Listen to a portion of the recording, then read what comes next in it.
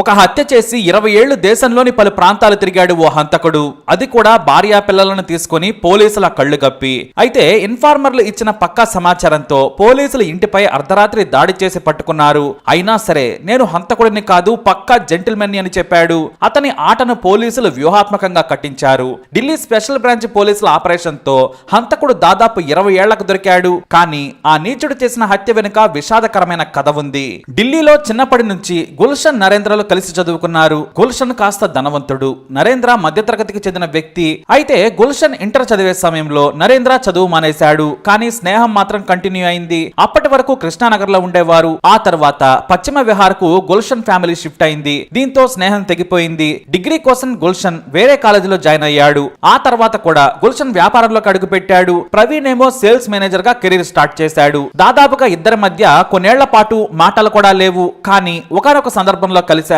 ఎప్పుడంటే గుల్షన్ తన పెళ్లికి నరేంద్రను ఆహ్వానించాడు. ఆ పెళ్లికి నరేంద్ర కూడా వెళ్ళాడు. అదే వారిద్దరూ మళ్లీ కలుసుకోవడం. ఇక నరేంద్ర చదువుకున్నది తక్కువేనైనా సేల్స్ లో మంచి పట్టు సాధించాడు. డబ్బు కూడా బాగానే సంపాదించాడు. ఇటు గుల్షన్ వ్యాపారంలో నిలదొక్కున్నాడు. ఇతనికి 3 కొడుకులు. ఒక కొడుకుని కెనడాలో చదివించేవాడు. అయితే హఠాత్తుగా గుల్షన్ మొదటి భార్య అనారోగ్యంతో చనిపోయింది. మిగిలిన 2 కొడుకులు, ఒకరు 9వ తరగతి, మరో వ్యక్తి 10th చదువుతున్నాడు.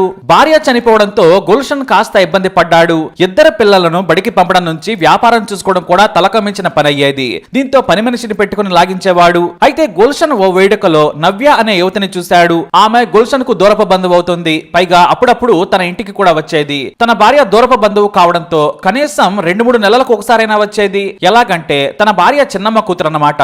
వరుసకు మరదలవుతోంది. కానీ తన భార్య ఉన్న సమయంలో నవ్య చాలా చిన్నమ్మాయి. దీంతో గుల్షన్ పెద్దగా పట్టించుకోలేదు. అయితే చాలా ఏళ్ల తర్వాత నవ్యను మళ్లీ చూడగానే అతనికి మతిపోయింది. బాలీవుడ్ హీరోయిన్ ను తలదన్నేలా ఉంది. అంతేకాదు అప్పటికి ఆమె వయసు కేవలం 23. ఆల్ ఇండియా రేడియోలో ప్రెజెంటర్ గా పనిచేస్తుంది. శాలరీ కూడా అద్భుతంగా ఉంది. ఆమెనే గుల్షన్ ను చూసి బావా అని పిలిచి వచ్చింది. గుల్షన్ మంచితనం ఆమెకు తెలుసు. దీంతో ఇద్దరి కళ్ళు ఒకరినొకరు కోరుకున్నాయి. ఒంటరిగా ఉన్న గుల్షన్ ను పెళ్లి చేసుకునేందుకు నవ్య రెడీ అయింది. పైగా వారి పిల్లలకు నవ్య కొత్త కాదు. దీంతో రహస్యంగా గుల్షన్ నవ్య ప్రేమించుకున్నారు. అయితే నవ్యకు మంచి సంబంధాలు వస్తూ ఉన్నాయి. కోటీశ్వరులైన బంధువులు కూడా ఆమె అందానికి ఫిదా అయ్యి కట్నం లేకుండా పెళ్లి చేసుకుంటామని ఆఫర్ చేశారు. పైగా రేడియోలో పనిచేస్తోంది. మంచి అందం, అంతకు మించి గొప్ప గొంతు. సినిమాల్లో డబ్బింగ్ చెప్పాలనే ప్రయత్నాల్లో కూడా ఉంది. అయితే నటిగా కూడా ఛాన్స్ వస్తుందని ఫ్రెండ్స్ ఎంకరేజ్ చేసిన నా వల్ల కాదని చెప్పేది. అయితే తన తల్లిదండ్రులు పెళ్లి చూపులకు ఏర్పాటు చేస్తున్న క్రమంలో గుల్షన్ ను పెళ్లి చేసుకుంటానని చెప్పింది నవ్య. దీంతో అందరూ కోపడ్డారు. ఇద్దరికి వయసులో సగం పైగా తేడా ఉంది. నీకు 40 వచ్చేసరికి అతను వృద్ధుడవుతాడు. వద్దని ఆమె తండ్రి సీరియస్ గా చెప్పాడు. కానీ భావన తప్ప మరెవరిని పెళ్లి చేసుకునని చెప్పింది. ఇటు గుల్షన్ ను కూడా అడగడంతో నవ్యను నేను పెళ్లి చేసుకుంటాను, ఆమె అందం కోసం కాదు, ప్రేమగా చూసుకుంటాను. చిన్నప్పటి నుంచి నవ్య నాకు తెలుసు, మంచి భార్యగా తనకి ఏ లోటు రాకుండా చూసుకుంటాను. ఇక వయసు గురించి అంటే మా జీవితాలు ఎలా సాగుతాయో ఎవరికి తెలుసన్నాడు. చివరకు చాలా రోజుల తర్వాత నవ్య మంకు పట్టును చూసి ఆమె తండ్రి గుల్షన్ కు ఇచ్చి పెళ్లి చేశాడు. నవ్య వచ్చిన తర్వాత వారి 2 పిల్లలు కూడా సంతోషించారు. ఇక చిన్నప్పటి నుంచి పిన్ని అని పిలిచేవారు. ఇప్పుడు అమ్మ అంటున్నారు. ఇక మరోవైపు కెనడాలో ఉన్న మరో కొడుకు కూడా నవ్య తమ తల్లిగా రావడంపై సంతోషించాడు. అలా 6 నెలలు గడిచిపోయాయి. ఉదయం పిల్లలను స్కూల్ కు పంపి తాను మధ్యాహ్నం డ్యూటీకి వెళ్లేది. సాయంత్రం 6 గంటలకే ఇంటికి చేరుకునేది నవ్య. కేవలం 4 గంటల డ్యూటీ మాత్రమే ఉండేది. అలా లైఫ్ కూల్ గా సాగుతోంది. అయితే ఓ రోజున తన భార్య నవ్యను తీసుకుని తన స్నేహితుడి కూతురు పెళ్లికి వెళ్ళాడు గుల్షన్. అక్కడ పాత స్నేహితుడు నరేంద్ర కనిపించాడు. తన చిన్నప్పటి స్నేహితుడు నరేంద్రని నవ్యకు పరిచయం చేశాడు గుల్షన్. ఇక్కడే నరేంద్రకు గుల్షన్ భార్య నవ్యను చూసి మతిపోయింది. యావరేజ్ గా ఉన్న గుల్షన్ కు ఇంత అందమైన అమ్మాయి భార్యనా అనుకున్నాడు. తాను సెకండ్ మ్యారేజ్ చేసుకున్నాను, మా ఆవిడ వాళ్ళ చెల్లెలని చెప్పాడు. చాలా రోజుల తర్వాత కలవడంతో నరేంద్ర గుల్షన్ చాలాసేపు మాట్లాడుకున్నారు. కానీ నరేంద్రకు నవ్య మీద మనసు పడింది. ఆమెను తదేకంగా చూస్తూ లైన్ లో పెట్టాలనుకున్నాడు. ఆమెదంత చీప్ క్యారెక్టర్ కాదు, చాలా హుందాగా ఉండేది నవ్య. పైగా బాగా చదువుకున్న యువతి. ఎలాగైనా నవ్యతో అక్రమ బంధం పెట్టుకోవాలని గుల్షన్ ఇంటికి రాకపోకలు మొదలు పెట్టాడు నరేందర్. పైగా పక్కనే ఉన్న కాలనీకి వచ్చానని కూడా చెప్పాడు. అయితే ఇటు గుల్షన్ తన స్నేహితుడిలోని నీచపు చూపులను గమనించాడు. దీంతో బయటకు రాగానే నేను లేనప్పుడు మా ఇంటికి రావద్దని చాలా స్వీట్ వార్నింగ్ ఇచ్చాడు. మా ఆవిడకు నచ్చదు, కావాలంటే నా ఆఫీస్కి రా అని చెప్పి అడ్రస్ కూడా ఇచ్చాడు. అయితే నరేంద్ర మాత్రం ఉదయం 11 గంటలకు వారింటికి వెళ్లి మాటలు కలిపేవాడు. దీంతో నవ్యకు సీన్ అర్థమై వెంటనే 2 మాటలు మాట్లాడి మా వారు లేరని చెప్పి డోర్ వేసుకునేది. 2004 ఆగస్టు 27న ఉదయం 11 గంటలకు అందంగా తయారై స్ప్రే కొట్టుకుని తన పుట్టినరోజు వేడుకకు ఇన్వైట్ చేయాలని వారి ఇంటికి వెళ్ళాడు నరేందర్. అప్పుడు నవ్య ఇంట్లో ఎవరూ లేరు. గుల్షన్ ఆఫీస్ కి వెళ్ళాడు. పిల్లలు స్కూల్లో ఉన్నారు. కేవలం 11 11 అమ్మాయి ఇంట్లో పని చేస్తోంది. నరేంద్ర వెళ్లే సమయానికి స్నానం చేస్తోంది నవ్య. దీంతో పని మనిషికి 100 రూపాయలు ఇచ్చి దూరంగా వెళ్లి పూలు పండ్లు కొనుక్కురమ్మని చెప్పి బయటకు పంపాడు. కాసేపటికే నవ్య స్నానం చేసి బయటకు వచ్చింది.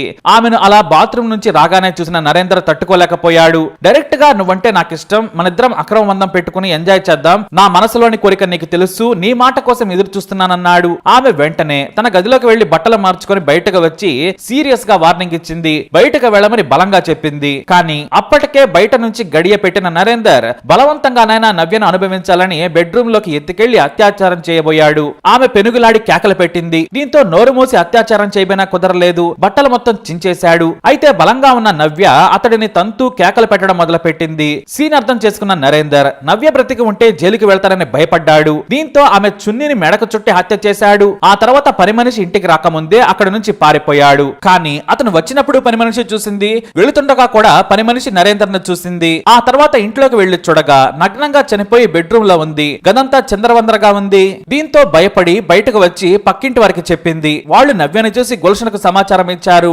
పోలీసులకు కూడా సమాచారం ఇవ్వడంతో విచారణ మొదలు పెట్టారు. బాలిక చెప్పిన వివరాల ప్రకారం వచ్చింది నరేందర్ అని గుల్షన్ అర్థం చేసుకున్నాడు. నరేందర్ తన భార్యను చంపి ఉంటాడని పోలీసులకు చెప్పడంతో వేగంగా అతనిని పట్టుకునేందుకు ఇంటికెళ్లారు. అయితే అప్పటికే గాయబ్బయ్యాడు.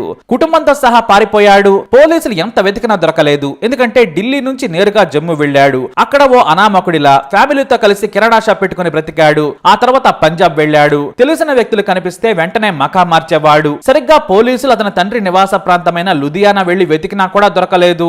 అయితే పోలీసులు మాత్రం తమ ప్రయత్నాన్ని ఆపలేదు. అలా వెతుకుతూ ఉండగా 2016లో పంచకులలో ఉన్నాడని తెలియగానే స్పెషల్ టీమ్స్ అక్కడికి వెళ్లిపోయాయి. కానీ నరేందర్ కి ఇంకా తెలివైన వాడు నిమిషంలో అక్కడి నుంచి ఎస్కేప్ అయిపోయాడు. ఇక నరేందర్ ఆచూకీ అప్పటి నుంచి కూడా మళ్లీ దొరకలేదు. పేరు మార్చుకుని జమ్మూ నుంచి పంజాబ్ లోని కొన్ని ప్రాంతాల్లో బ్రతికి చివరకు 2 కూతుళ్ల పెళ్లిళ్లు చేసి ఆ తర్వాత ఢిల్లీకి చేరుకున్నాడు.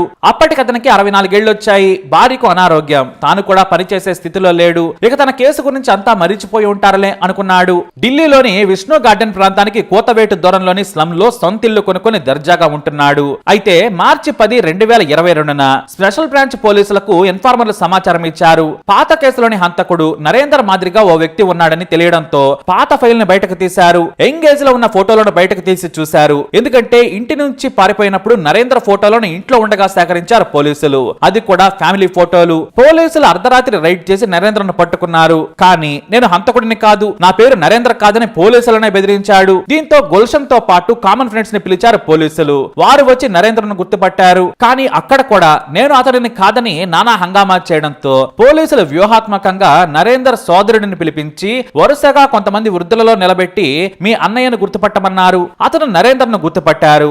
ఆ వెంటనే పోలీసులు స్టేషన్ కి తీసుకెళ్లి తమదైన శైలిలో విచారించడంతో తన కామ కథను చెప్పాడు. అంతేకాదు క్రైమ్ సీన్ లోని ఫింగర్ ప్రింట్స్ తో నరేందర్ వేలిముద్రలు పోలాయి. అలా 20 ఏళ్లకు దొరికాడు హంతకుడు. కేవలం నవ్య అందాన్ని ఆస్వాదించాలనే కామపిచ్చితో హాయిగా బ్రతుకుతున్న నవ్యను చంపాడు ఆ నీచుడు. అంతేకాదు తన జీవితం మారిపోయింది. తన పిల్లలకు తల్లి లేని లోటు తీరిందని సంతోషంలో ఉన్న స్నేహితుడి లైఫ్ ను కూడా తలకిందులు చేశాడు. ఇలాంటి నీచుడని తెలిస్తే నేను మాట్లాడేవాడిని కాదని గుల్షన్ కన్నీరు మున్నీరయ్యాడు. నా 2 భార్యలను పోగొట్టుకున్నాను. ఒక భార్య అనారోగ్యంతో చనిపోయింది. కానీ ఈ నీచుడి కార్యంగా నవ్య చనిపోయింది. నేను ఆమెను పెళ్లి చేసుకోకుంటే బాగుండేదని తల్లడిల్లిపోయాడు గుల్షన్. పిల్లలు కూడా పెద్దవారై వారి జీవితం వారు బ్రతుకుతున్నారు. ఇప్పుడు ఒంటరిగా ఉంటున్నాడు గుల్షన్. కానీ 20 ఏళ్లకు హంతకుడు దొరికాడని తెలిసి పోలీసులకు కృతజ్ఞతలు తెలిపాడు. మరి ఈ స్టోరీపై మీ అభిప్రాయాన్ని కమెంట్ ద్వారా తెలియజేయండి. వీడియోని లైక్ చేయండి, షేర్ చేయండి, మా ఛానల్ని సబ్స్క్రైబ్ చేసుకోండి.